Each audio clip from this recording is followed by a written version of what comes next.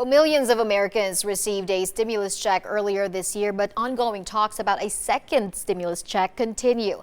I spoke with financial professional Brad Zucker from Safe Money Advisors on how you can maximize your money. Brad, there's been a lot of talks about a second stimulus check, but what's the latest update coming from Capitol Hill? Well, despite intense weeks of negotiations on both parties, the Democrats and the Republicans are basically in a stalemate.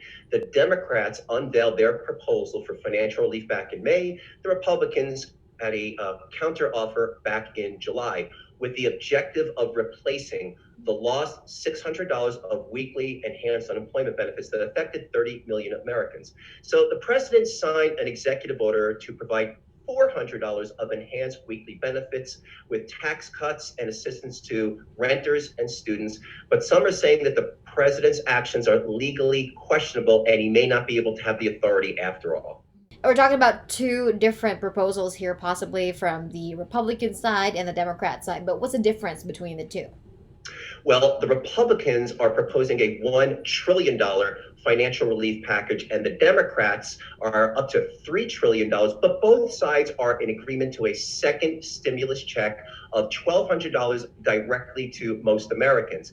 The catch up right now is the lost enhanced weekly benefits for the unemployed, where the Democrats are proposing the $600 weekly through March of 2021, and the Republicans $200 of weekly benefits. And we're talking about a stimulus check. Obviously, this is good news for folks who really, really need it, and also for our economy to get back up and running. And once we get the second stimulus check, if ever it is going to happen, well, how can we make use of that money in a good way?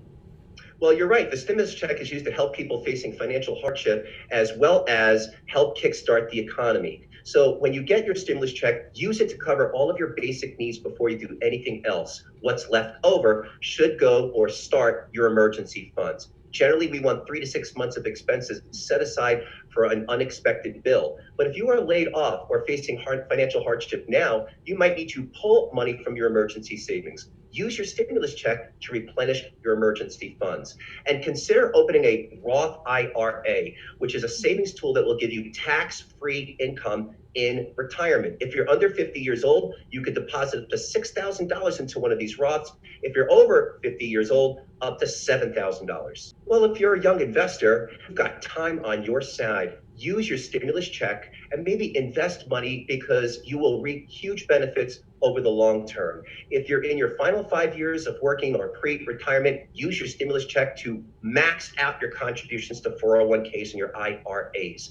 And if you're in retirement now and on a fixed cash flow, use your stimulus check to help create more spendable income while reducing your future taxes and lowering risk to your nest egg. Awesome, Brad. Thank you so much again for your advice and for your time. We'll have all of this too at ktnv.com. We'll be right back.